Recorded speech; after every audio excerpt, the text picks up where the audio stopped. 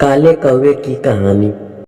एक बार की बात है, एक ऋषि ने एक सफेद कौवे को अमृत की तलाश में भेजा, लेकिन कौवे को ये चेतावनी भी दी, तुम्हें केवल अमृत के बारे में पता करना है, उसे पीना नहीं है। अगर तुमने उसे पी लिया तो कुफल भोगोगे।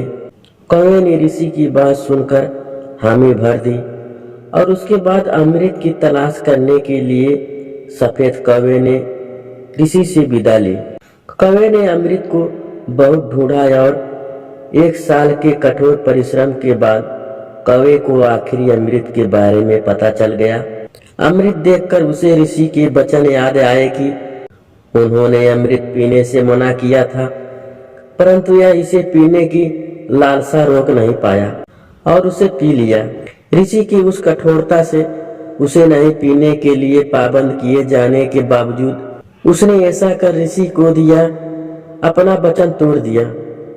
अमृत पीने के बाद उसे पछतावा हुआ कि उसने ऋषि के वचन को न मानकर गलती की है। अपनी गलती सुधारने के लिए उसने वापस आकर ऋषि को पूरी बात बताई। ऋषि ये सुनते ही आवेश में उन्होंने कौवे को श्राप दे दिया, क्योंकि तुमने अपनी अपवित्र चोट से अमृत की पवित्रता को नष्ट कर बहुत ही घृणित कार्य किया है। इसीलिए आज के बाद पूरी मानव जाति तुमसे घृणा करेगी और सारे पंछियों में केवल तुम होगे जो सबसे नफरत भरी नजरों से देखे जाओगे। किसी अशुभ पंछी की तरह पूरी मानव जाति हमेशा तुम्हारी निंदा करेगी, और क्योंकि तुमने अमृत का पान किया है इसीलिए तुम्हारी कभी भी स्वाभाविक मृत्यु नहीं होगी, ना ही कोई बीमारी भी होगी, और तुम्हें वृद्धावस्था भी नहीं आएगी।